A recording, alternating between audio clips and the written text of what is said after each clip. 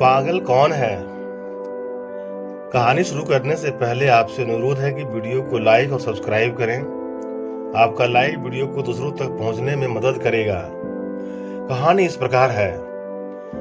एक दिन अरस्तु सागर के किनारे टहलने गए और उसने देखा कि एक पागल आदमी, हाँ पागल ही होगा, अन्यथा ऐसा काम क्यों करता, एक गड्ढा खोद लिया है रेत में और एक चम्मच लिए हुए है हाथ में, दौड़कर जाता है, सागर से चम्मच भर पानी भरता है और आकर गड्ढे में डालता है, फिर भागता है, फिर चम्मच में पानी भरता है और फिर गड्ढे में डालता है।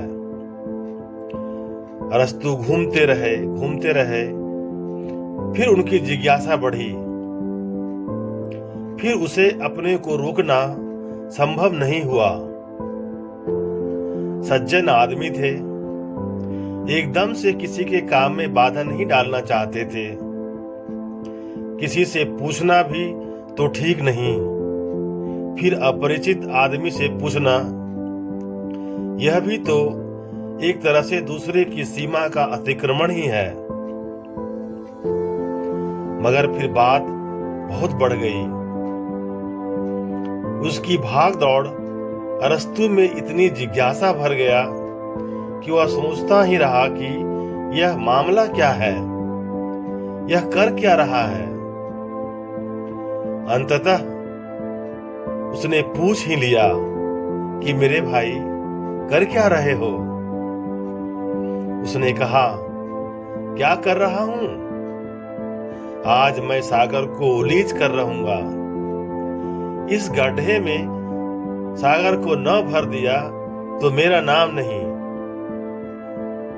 अरस्तु ने कहा कि मैं तो कोई तुम्हारे बीच में आने वाला नहीं हूं। मैं कौन हूं जो बीच में कुछ कहूं? लेकिन यह बात बड़े पागलपन की है कि यह चम्मच से तू इतना बड़ा विराट सागर खाली कर देगा। जन्म जन्म लग जाएंगे फिर भी न होगा, सदियां बीत जाएगी फिर भी न होगा, और इस छोटे से गड्ढे में सागर कैसे भर लेगा? तब वह आदमी खिलखिलाकर हंसने लगा और उसने कहा कि तुम क्या सोचते हो? तुम कुछ अन्य कर रहे हो? तुम कुछ भिन्न कर रहे हो क्या? तुम इस छोटी सी अपनी खोपड़ी में परमात्मा को समाना चाहते हो?